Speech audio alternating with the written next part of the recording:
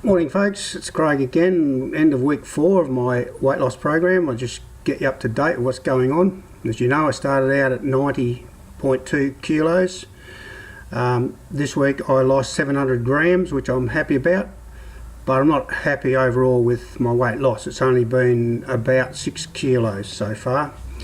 I'd hoped to have lost about at least 7 by this time, but I'm still losing, so I'll just keep doing what I'm doing. I just want to thank my greatest encourager, my granddaughter Talia, who always checks it out, always likes, always shares my video. Unfortunately, I've only been getting low numbers. I've only had, I think, 14 views of my last one and 2 shares. So I understand if you think this is all a load of whatever, but that's fine. But if you do like it and you want to keep the encouragement going and maybe help others with the way I'm doing things, then how about sharing it for me? But I touched last week, and I wanted to go through another one of my health travels through my life, and I wanted to touch on my depression. It's been look, I hope that what I tell you will help you if you're out there.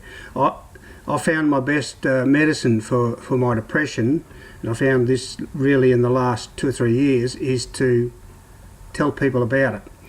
I've had this black dog hovering over my heart and in my heart for around about 15, maybe 20 years. And the day I die, which will be by natural causes, I'm not going to take the black dog with me. He's not coming in the box with me. And so this is why I'm letting the world know about my trip through it and how I've managed to still be around with it. During that period of time, I've had 3 suicide attempts. One was, well, practically I did die, but was revived on the way to the hospital, and thank God I'm still here to be able to tell you that. But when I look back on my life, I wasn't a very confident child, but it was more when I joined the army. I found myself all these different pressures that I wasn't ready for, though I did handle them.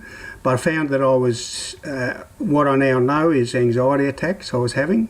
Anything I had to do that was different or new, I managed to do it, but it was a real struggle on me. It was a real struggle, and but I did get through it. But thankfully the Army had recognised that, and so I'm supported by Veteran Affairs with my mental health recovery, and they pay for anything that I require to get better. Now you might see I haven't got glasses on because I'm sick of the glare. Now I can't see you, but hopefully you can see me. But I do remember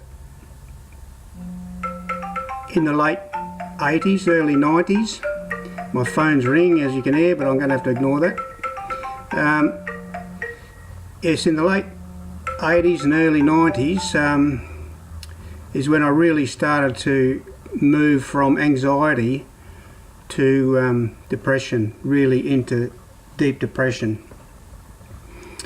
And it was near the end of my career in the army, and I made a major stuff up, and I was court-martialed, and I lost 3 ranks, but I was able to remain in the service till my 20 years was up. But that last few months in the service, I was on my own. My wife had moved to Adelaide. My son also had moved to Adelaide. My daughter had moved out, and I was on my own. And I got to a point where I was in total despair. I just figured that it would be better for me personally, which was selfish of me, but it would be better for those around me who loved me if I wasn't here. But by the grace of God, I didn't succeed that night. I was quite ill and spent time in hospital, but I did get through it. When I got out of the army, I had to move back to Adelaide and look for work. there was another struggle. Looking for work was just getting me down. I was 43 years of age and couldn't get work, but eventually I did get work and settled in, and we bought a house and got on with it, and things were okay for a while. And my dear granddaughter Talia, who we're probably watching this, and I'm sorry, darling, if you get a tear about this, but when my granddaughter was about 6 or 7, I did a foolish thing. I left my ladder up outside the house and she climbed up it, and I went to grab her and the ladder fell and she fell on the concrete. She fractured her skull and bruised her brain, and she was in a coma. And that was around about that time was about the furthest I'd gone so far with my depression. It had come back because I'd done a foolish thing, should have been more sensible, smarter, and I thought my granddaughter was going to die.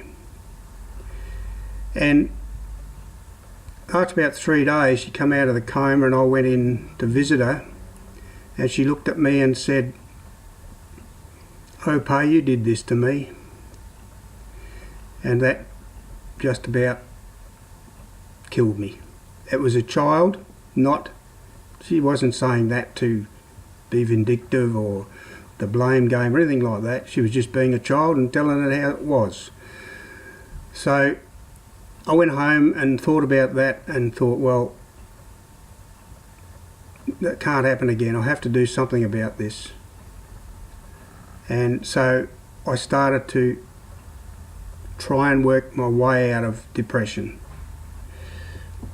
Well, it didn't really work, but I'm not going to drag this on. I want to give you this over 2 or 3 weeks. And darling Talia, you never did anything wrong. It was Opa, and Opa brought it all on himself. By the way, I didn't deal with it properly. I left it in the back of my brain, didn't sort it out. So sweetheart, I love you. And to the rest of you, please will you like it if you do, and share it, please.